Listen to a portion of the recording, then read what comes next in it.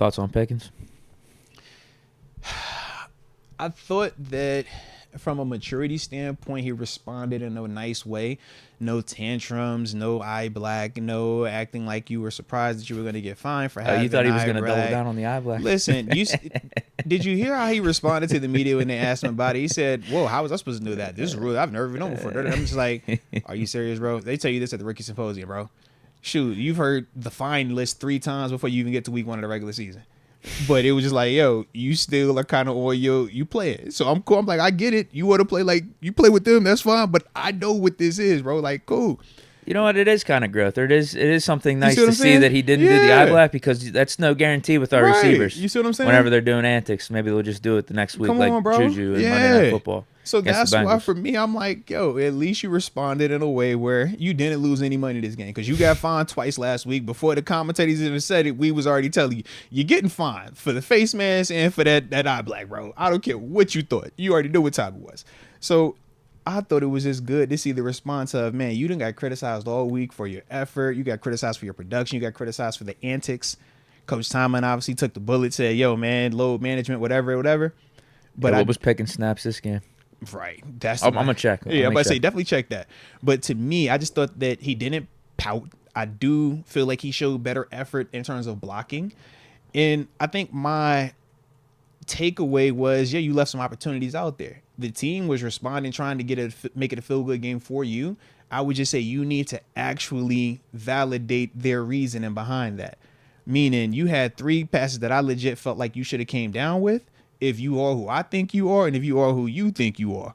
We know the big boy one on the sideline, down the left side. I don't care if it was 2 dudes. You're supposed to catch that one. I hit him in the hands. That deep, that speed out that would have been about 10 yards. We needed to go 12. Hit him right in the face. That was like in the first quarter. Yep. And then you're lined up at the 3-by-1 slot. They got you at the 3 spot like you Keenan Allen with the Chargers. And we got the perfect little mesh concept. So you get the one-on-one on the out. And you don't come down with it. It hits you right in your hands. You talking about the touchdown? Yeah. Those are 3, like, where I'm looking, I'm saying, this is Arthur Smith saying, yo, get this dude the ball. This is Justin Fields saying, yo, I'm going to get you the ball. And that's my thing. It's like, yo, if you're going to be loud at times with your antics, or if you're going to show some immaturity, the difference of why AB could get away with so much for so long was because of how he produced. So not saying that you're trying to be AB from an antic standpoint, but just in the sense of, yo, if you're going to be loud, your production has to be louder. And this was a week where I thought that they were trying to get his production to be even louder. And I mean, he'll watch the tape and say the same thing. Y'all left some opportunities out there. But I just think that his response as a whole, because he's young, I'm not taking anything for granted with him. I'm just like, yo, shout out to the fact that you responded like a professional this week. Now, next week, let's build upon that. Let's catch these passes, right? Let's catch even more. This is great. I can't even believe this is a conversation with Pickens. I know, bro. What happened? I know. This is the dude we said if you just put it in the vicinity, he's going to catch it. And now we're talking about what happened. This is like 3-4 weeks in a row. Multiple times. Why you think I'm actually talking about it with you? Usually, and this is probably the worst. This is 3. Usually, 3 in one game. Usually, we will brush over a drop from GP. Like, hey man, this GP we talking about. But this has been multiple weeks now, and like you said, these are 3 not even circus catches. The out, it was almost like he was so surprised that Justin Fields actually anticipated and fired that thing off on him. Heck of a throw. That's what anticipation is, because the DB is in perfect position, ready to break on it, but better throw, better routes. You can't stop it. That's what we get on. Seven would do to us all the time. We'd be like, yo, Seven, you know this is not supposed to be open, but you are just that better. Your arm is that gifted that you can't stop this route. That's what it was. But you got to make it worth it. You got to actually, reward your quarterback for trusting you, man. Catch the ball. Don't let it hit you in your face. All the things that he knows he's capable of. We've seen GP catch the football. But I personally think that, you just got to be a little bit more locked in on a plan and plow basis, man.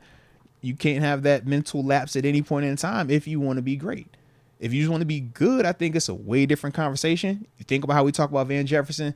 Think about how we talk about some of our other receivers. No disrespect to any of them, but we don't view them as, we think you can be great or a top 5 in the league right now.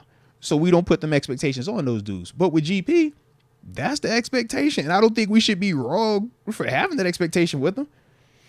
But at the same time, it's like, you got to start living up to it more consistently. Otherwise, people start to get that wondering eye. Yeah, and that's even aside from the antics. Mm-hmm. Because like I said, the antics is kind of like compounding on top of it. It's like, bro, forget the antics. We just want you to catch these. Period. Yeah. Yeah, I mean, the perfect world is the antics are gone and you're just improving your play. That's what we want.